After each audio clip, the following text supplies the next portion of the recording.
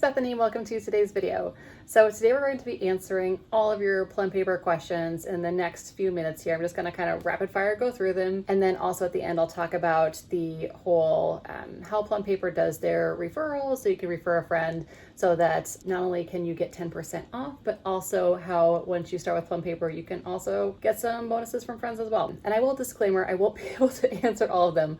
I'll let you know what all of them were, but I know that there are just a few that I just can't answer because I don't know. So let's go ahead and dive in. All right, the first one says, how do you organize the vertical planner each day? Some categories or mix it up. So far what I've been doing is I have been organizing it in the order of the day. So I start at the morning, go down, similar to an hourly, but I'm not like bound to the hourly time slots. So for example, my 5 a.m. might be on one line and it might be on a different line on a different day. That doesn't bother me. I really just want to see that things are on the same, like basically in the order of the day, and then I can follow that down. That's what I've done so far. But that said, I'm noticing that even when I do that, I have some extra space. So what I might do is I might start doing some categories like here's stuff I'm doing for home, kind of building out some to-do lists instead of just having everything happen like appointments and things. So that's what I'm doing right now, and so far it's working and I really like it. And I actually kind of like that the day can be different. So even if maybe I'm getting started at 5 or 6 one morning, maybe I'll start at 8 another, and things can still kind of be on the same line with what I'm doing. And I think it's aesthetically pleasing and I'm enjoying it. Next question says, I'm dying to know about paper texture.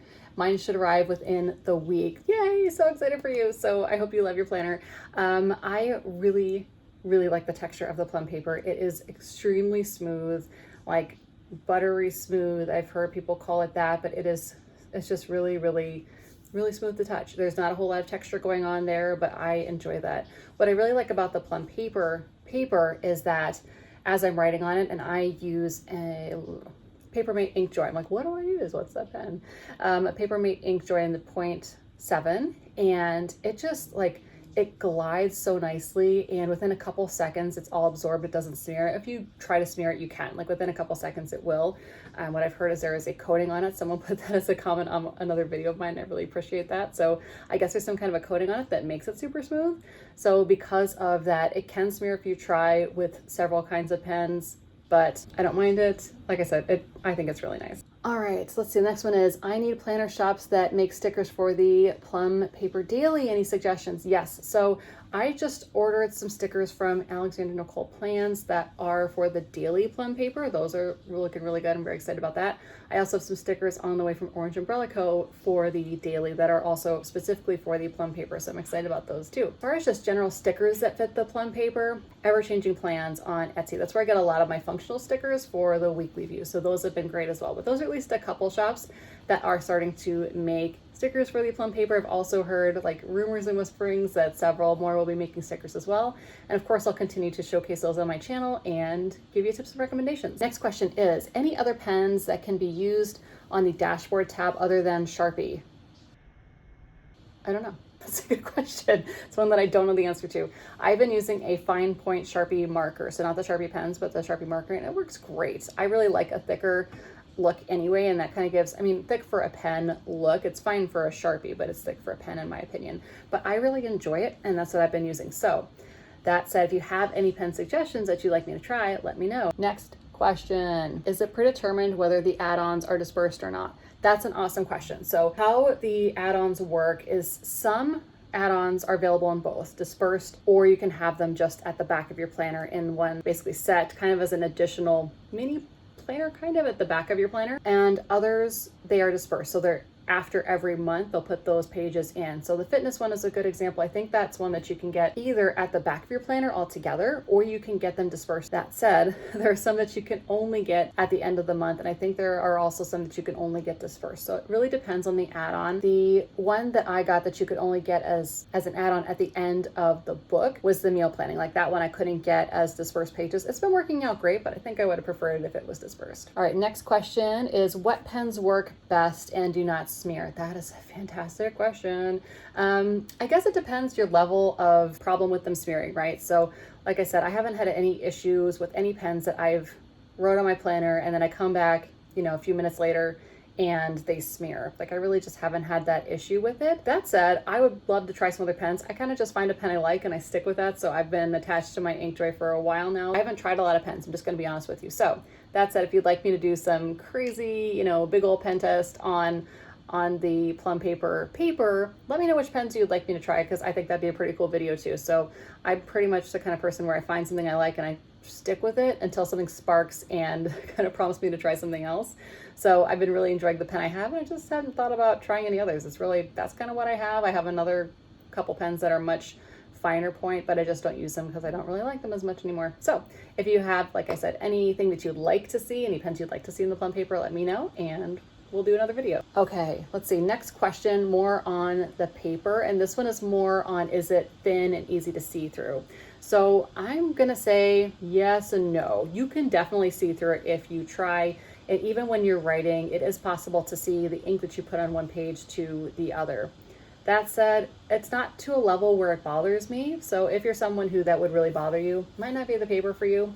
But for me, I don't know, the layout and everything else that comes with Plum Paper is my preference. But like I said, it's kind of personal preference. But yeah, you can kind of see through it. I will give it that. And it is a little bit lighter weight than, say, your Erin Condren paper. All right, next question.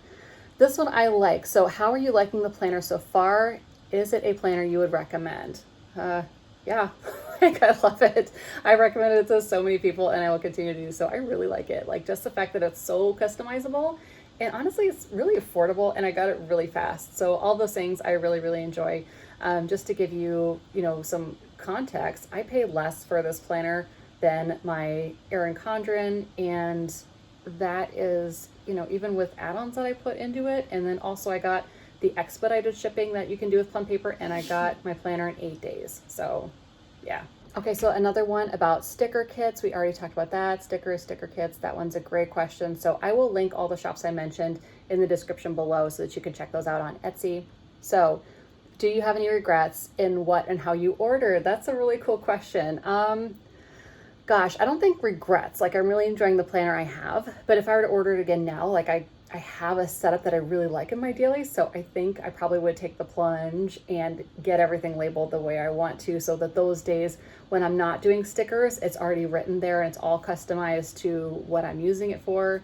I think that'd be really nice. And then obviously days when I sticker, I can still sticker over it and write it in, or if I want to rearrange layout, I could sticker over it and put a different layout as well. But I've really got to a place with the daily that I am really liking the layout. And I think that's the only change I would make, is I would go in and I would have those labels entered in for each, so that when it is printed and shipped to me, it's already good to go. All right, next question is, have you tried the Plum Paper sticker subscription? I have not. And the only reason I have not is because the sticker style just doesn't seem to be like my style. I like, certain colors are certain colors are appealing to us, and that one just hasn't really sparked me. At least the ones I've seen. I know it's a subscription, so when you get it, it's a surprise. But when I'm like looking back in the past, they just haven't been something that's been like, oh, I need that. Maybe someday in the future, but I just haven't tried it yet. It looks like a really good value though. So if you're interested in it, what's nice is obviously it's gonna fit the planner perfectly. Okay, last question is on dimensions for the monthly spread, specifically the 8.5 by 11. So I would totally be happy to share. I don't have an 8.5 by 11 planner, but if that's something you'd like to see, and if you guys want to see a review of like differences between 8.5 by 11 and the 7 by 9 that I have, let me know. I might check that one out in the future. So happy to share. Otherwise, that's pretty much it for the questions here. So the last thing I wanted to wrap us up with is how this whole referral thing works with Plum Paper. So with Plum Paper, they have this thing where you can refer friends, but you need their email. So if you want it, let me know. It is 10% off. I thought it was $10 at one point. It's not $10. It's 10% off your order. So it's 10% off, and it's only for first-time customers. So if you don't have an account with Plum Paper yet. So if you want to send me your email, I would be happy to set you up with that discount. I'm working on getting a link for that, so I'll put that in the description below. It's just a link where you can send me an email. I'm not affiliated with Plum Paper. Trust me, I've asked them. It's not a thing that they do.